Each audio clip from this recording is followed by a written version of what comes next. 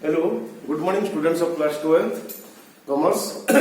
Welcome to Pandya Sir's virtual class on macroeconomics, and today we will continue our discussion on the chapter budget and its impact on the economy. So in our previous video we have already discussed what is the meaning of budget, what are the objectives of a budget, and why a budget is necessary to maintain the proper pace of development in the economy. So in that actually budget is an assessment of the year-long expenditure and income of government in the economy. So it's an assessment, not an actual statement. So when it comes to the expenditure and income of the government, we must be very clearly understanding what are different sources of income of the government and what are the ways or what are the areas where government makes expenditure. So one by one we will discuss. In our this video we will be discussing only the receipt or income factor of the government. So what are the different sources of income for the government? Because in order to maintain the economy, for a smooth operation of the economy, the government needs fund. And what are different sources of income for a government or for the economy? So when we speak of income, the sources of income from where government can earn can be divided into two aspects. One is revenue receipt and the other is capital receipt. So today we will be discussing only what are revenue receipts, and in our next video we will discuss what is capital receipt. So the basic difference between revenue receipt and capital receipt is the status of liability or asset. In revenue receipt, the government's status of liability and asset is not disturbed, whereas in capital receipt, government's earning, source of capital receipt, the government's liability and asset status is disturbed. So here we need to understand what is liability or asset status. If government made some income, then we have to check whether it is disturbing liability asset. Disturbing liability asset matlab when government receives something, then obviously its liability rises and its asset falls. For example, government has sold share of public sector enterprises. So obviously government will receive some income, but in this case government's asset is getting reduced. Hence it is disturbing the liability and asset status of the government. But in case of taxes, what government imposes, like income tax, like sale tax, like excise duty, here government's liability asset status is not being disturbed. Hence, these are part of revenue receipt. So, in detail we will discuss what is revenue receipt. So, revenue receipt can again be divided into two areas. One is tax related receipt, which is called a tax receipt, and other is non-tax receipt. Means income which is not a part, which cannot be called tax. So, what is tax? When it comes to the definition of tax, it's a compulsory payment imposed by the government on the households and corporation, what they are bound to by law. By law or legally, they are bound to pay taxes, and it is the responsibility of the taxpayer, not the tax collector or the government, to come and ask you for tax. You have to go to the related office or department and you have to pay the tax.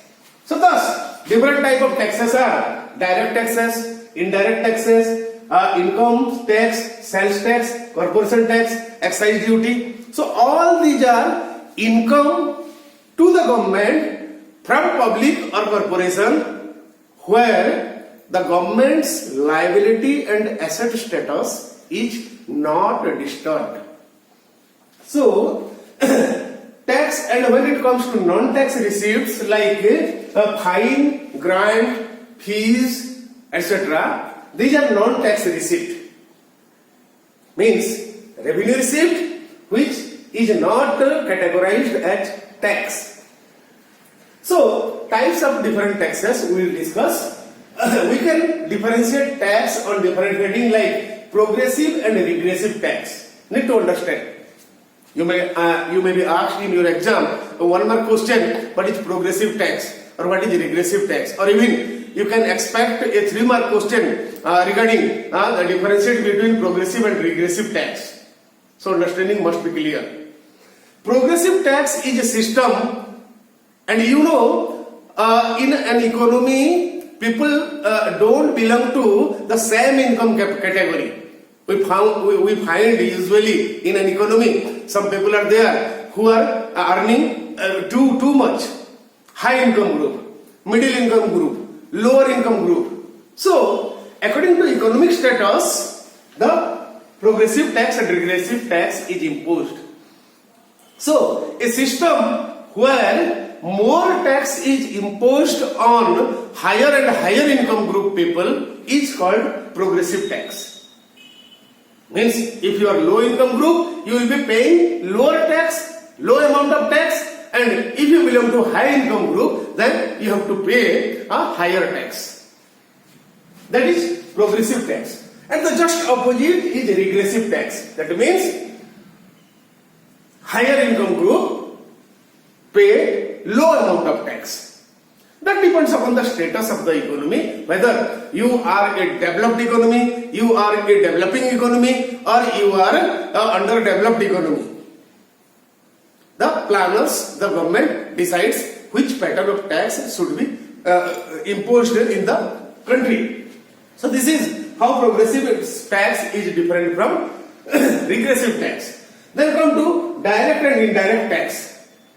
When we come to direct and indirect tax, we need to understand two terms used in relation to direct and indirect tax. That is the incidence of the tax and impact of the tax.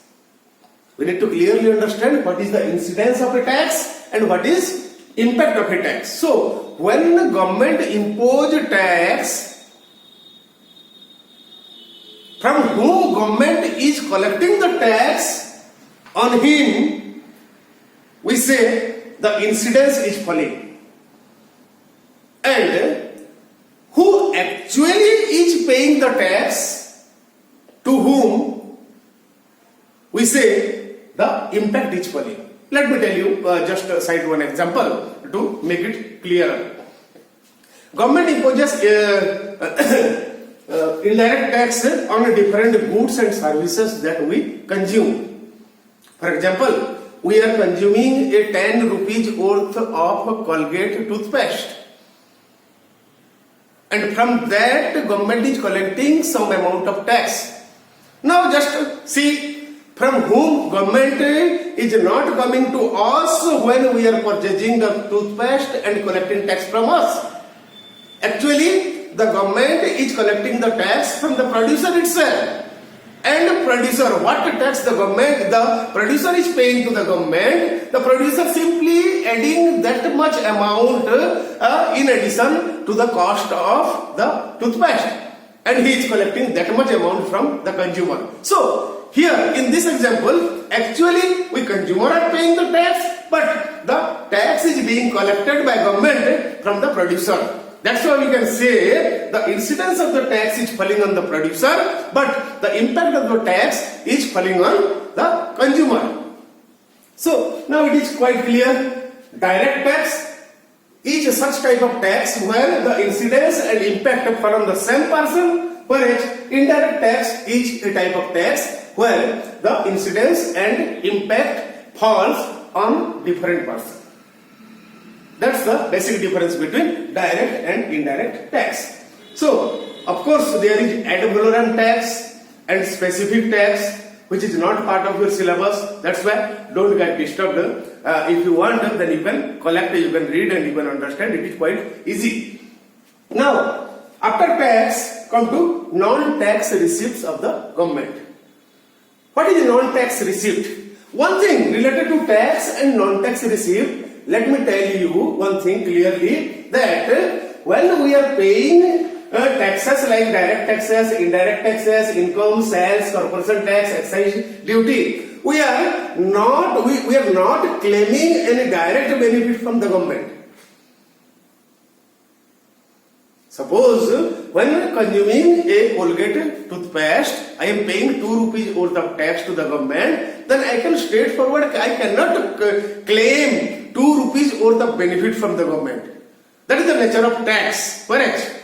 In case of non-tax receipt, from whom the government collects the non-tax receipts like fine, like fees, license fees, permit fees, specific assessment, etc. Here, actually, the party who is paying the tax receives some direct benefit by paying the tax.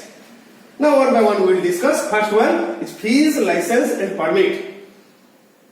License, fees.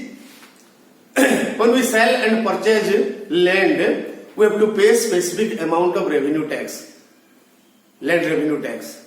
That is fees, that is not actually tax. And we get a direct benefit, that we get the permission or ability to purchase some land.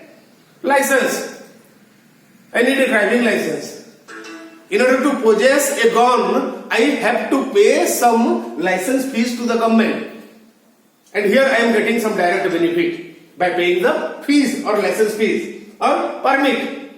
In order to maintain, in order to run a bus service from one place to another, we need a route permit. And for that we have to pay the government some amount, that is called permit.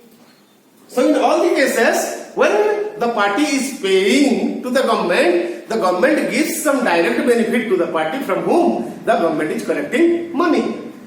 Next coming, specific assessment. This is a little bit technical, just try to understand. Specific assessment is a type of earning of the government where the government imposes more or collects more money due to some developmental work. For example, in Bangalore, with the government's initiative, the IT sector became prosperous, and as a result, the property rate increased in Bangalore. Now the government would impose some more amount on the name of specific assessment, because the people get benefited due to some developmental work in that area. That is specific assessment. Estate. Estate is a type of earning of the government when some person dies without having a legal heir, then the property goes to government. Such earning of the government is called estate. Then fines and penalty. When we breach the rule, then we have to pay some amount. For example, rash driving. The traffic police stopped us and collected a fine. We are traveling in train without ticket. We have to give some fine. So such earning is called fine and penalties, and that is one revenue receipt, one type of revenue receipt where the government's liability and asset status is not being disturbed. Then gifts and grants. Remember, Prime Minister's fund we contribute when there is earthquake or some natural calamities like flood or tsunami. Government also at times receives aid or grants from foreign government. So such type of earning by the government is called gifts and grants. Then income from public enterprises. You know, in a mixed economy like India, there exists both public and private sector. That means in some production activity, the government also spend or invest money, and obviously from that sector they are getting some earning or income. That is the income government receives or government generates by operating public sector on enterprises like SAIL, like BHEL, like ISRO.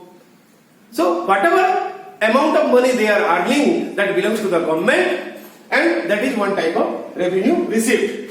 Then the last is forfeiture of bonds. What happens? Sometimes in order to reduce the liquidity or purchasing power of people, or in order to meet its budgetary deficit, the government sells financial documents like bonds and securities. And when people purchase those bonds and securities, they are tied with some contracts. Some rules are there, and when public forfeit those rules, they never receive the amount of what they have invested for purchasing the bonds. That is called forfeiture of bonds, and that is also one sort of income by the government, and that is also revenue receipt. So, in order to sum up, we can end like this, that revenue receipt is a type of income by the government, and it never alters or disturbs the liability assets condition of the government. Hence, in one way, we can say that this is one type of payment from the household sector to the government, or simply in one word we can say transfer payment, where we don't get any related benefit from the government.